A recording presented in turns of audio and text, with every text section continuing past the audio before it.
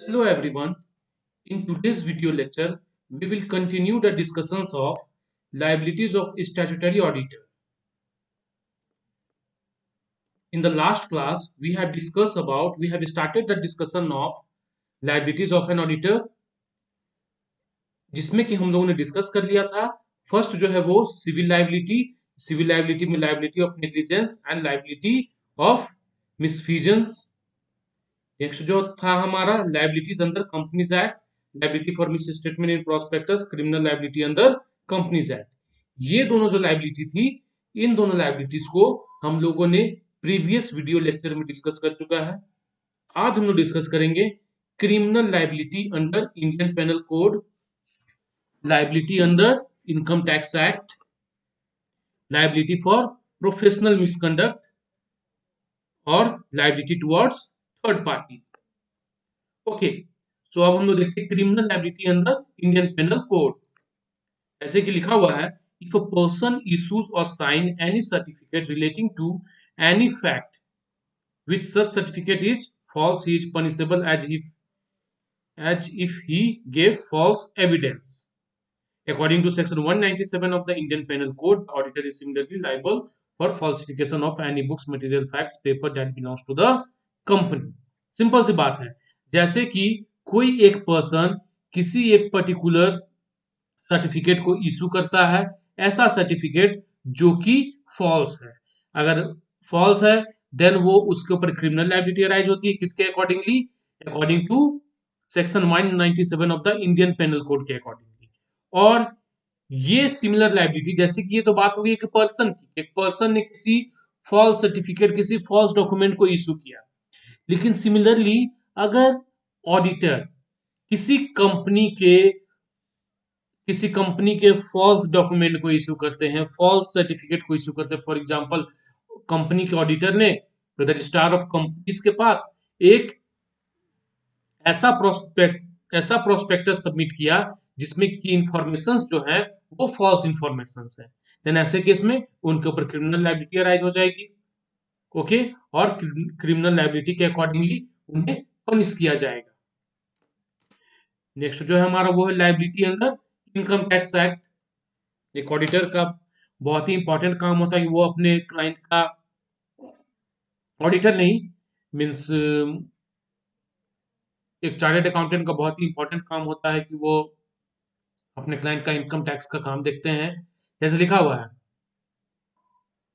अगर ऑडिटर के through tax evasion का काम हुआ है, ओके, टैक्स इवेजन का मतलब समझिए कि टैक्स देने से मीन्स बचना, मीन्स टैक्स दिए ही नहीं, टैक्स की लायबिलिटी है लेकिन टैक्स दिए ही नहीं। Okay, that means tax evasion.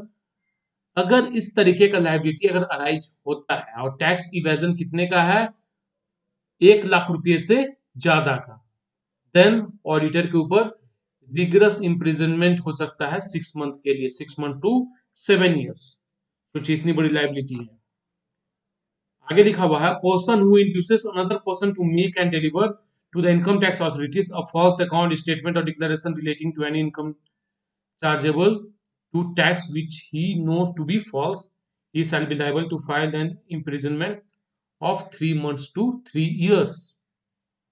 An auditor may be charged in the case of wrong certificate of account.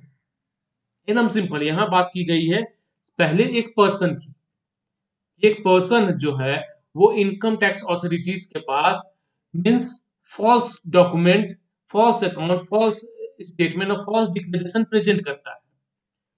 ऐसा अगर कोई पर्सन करता है, देन जब कोई पर्सन इस तरीके का काम करता है, देन उसके ऊपर फाइन भी लगेगा और इम्प्रिजनमेंट भी होगा, जेल भी होगा, और जेल का टर्म 3 मंथ से 3 ईयर तक का हो सकता है। लेकिन अगर ऑडिटर इस तरीके का काम करता है, देन ऑडिटर के ऊपर भी यही सेम लायबिलिटी अराइज होती है।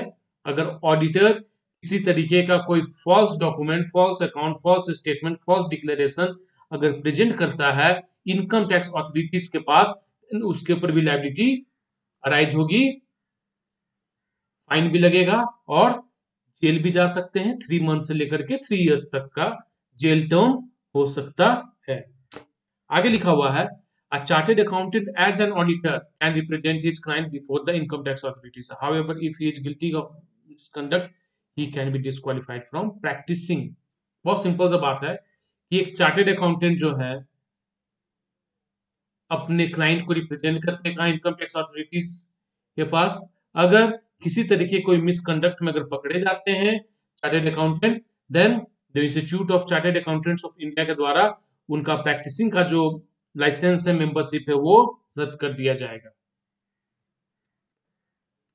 अब आगे हम लोग देखते हैं liability for professional misconduct. Okay, जैसे कि जनरली जो ऑडिटर का काम करते हैं वो चार्टेड अकाउंटेंट होते हैं और चार्टेड अकाउंटेंट एक प्रोफेशनल डिग्री है। अगर किसी तरीके का कोई प्रोफेशनल मिसकंडक्ट होता है, लिखा हुआ है the chartered accountant act 1949 mentions number of acts and omissions that comprises professional misconduct in relation to audit practice. The Council of ICAI may remove the auditor's name for 5 years or more if he finds guilty of professional misconduct. Okay, बहुत simple है। जैसे कि जब कोई person chartered accountant की examination qualify कर लेता है, जब उसे डिग्री मिल जाती है, उसे आईसीएआई की मेंबरशिप होती है। जैसे बिगिनिंग में associate chartered accountant, then fellow chartered accountant, इस तरीके का मेंबरशिप होता है। तो जो आईसीएआई है उसका एक चार्टर्ड अकाउंटेंट एक्ट को वो फॉलो करती है, चार्टर्ड अकाउंटेंट एक्ट 1949 को फॉलो करती है। और उस एक्ट में आपका बहुत सारे एक्ट्स और ओमिशन को इस दायरे में रखा गया है। सम एक्ट्स और omissions are put in the category of professional misconduct. कुछ एक्ट्स और ओमिशंस को प्रोफेशनल मिसकंडक्ट में रखा गया है। अगर इस तरीके का ओमिशन और एक्ट अगर करते हैं एक चार्टेड अकाउंटेंट अपने ऑडिट के दौरान, जो कि प्रोफेशनल मिसकंडक्ट के अंदर आता है, देन जो काउंसिल है आईसीएआई का, वो उनका मेंबरशिप से नेम 5 इयर्स तक रिमूव कर दे सकती है और उससे भी ज्यादा है। ओके, नेक्स्ट जो है हमारा लायबिलिटी टुवर्ड्स थर्ड पार्टीज। जैसे कि हम लोग जानते हैं कि audited accounts and audited financial statements पे बहुत लोगों का एक्सपेक्टेशंस रहता है, जैसे कि जो कंपनी के क्रेडिटर्स हैं, बैंकर्स हैं, टैक्स अथॉरिटीज और प्रोस्पेक्टिव शेयर होल्डर्स भी, जो कि कंपनी के शेयर्स खरीद के कंपनी में इन्वेस्ट करना चाहते हैं। देन ऐसे में ये लोग क्या हो गए, थर्ड पार्टी हो गए। अब थर्ड पार्टी के टुवर्ड्स ऑडिटर के क्या लायबिलिटी अराइज होते हैं, इसमें कि फर्स्ट है लायबिलिटी फॉर नेग्लिजेंस। क्या है, it has been held in the court that auditor is not liable to third parties as there is no contract between the auditor and the third parties, he owes no duty towards him। बहुत ही simple है, जैसे कि मैं आप लोगों को समझाता हूं। जब सिविल लायबिलिटी ऑफ ऑडिटर की बात की थी हम लोगों ने प्रीवियस वीडियो लेक्चर में, देन उसमें कहा गया था कि यस, अगर ऑडिटर के नेग्लिजेंस की वजह से अगर कंपनी को किसी तरीके का कोई नुकसान हुआ है, then the auditor will be liable for that. Okay, so यहां पे लायबिलिटी राइज हो रही थी किसकी, सिविल लायबिलिटी में ऑडिटर की लायबिलिटी राइज हो रही थी कंपनी के अगेंस्ट। लेकिन यहां पे जो लिखा हुआ है, जैसे कि आपके क्रेडिटर्स, बैंकर्स, टैक्स अथॉरिटीज और प्रोस्पेक्टिव शेयर होल्डर, जो कि फ्यूचर में शेयर होल्डर्स बनेंगे, ये लोग क्या हो गए, थर्ड पार्टी हो गए। इनका ऑडिटर से किसी तरीके का कोई कॉन्ट्रैक्ट नहीं है। सो लायबिलिटी फॉर नेग्लिजेंस के लिए एक ऑडिटर जो है वो थर्ड पार्टी को लाइबल नहीं होता है, वो किससे लाइबल होता है, कंपनी के लिए लाइबल, कंपनी को लाइबल होता है। ओके, अगर कंपनी को किसी तरीके का नुकसान हुआ हो, then the auditor has to compensate that, अगर वो लॉस ऑडिटर की नेग्लिजेंस की वजह से हुआ है तो। और नेक्स्ट जो हमारा वो है लायबिलिटी फॉर फ्रॉड्स। ओके, यहां सिंपल है, अगर फ्रॉड हुआ है, देन ऑडिटर की लायबिलिटी थर्ड पार्टी के अगेंस्ट भी अराइज हो जाती है। ओके, जैसे लिखा हुआ है the third parties can hold the auditor liable if there is fraud on the part of auditor, if there is no contractual relationship between auditor and third parties. Fraud हुआ है, फ्रॉड के केस में third party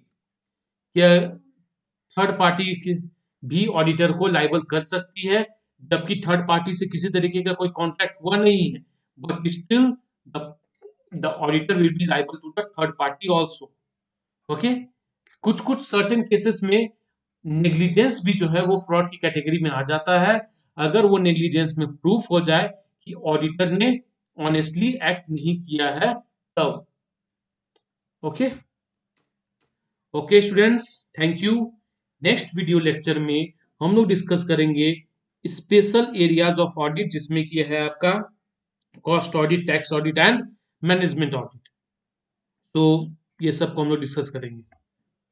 liabilities of auditor का topic अभी के video lecture में over हुआ।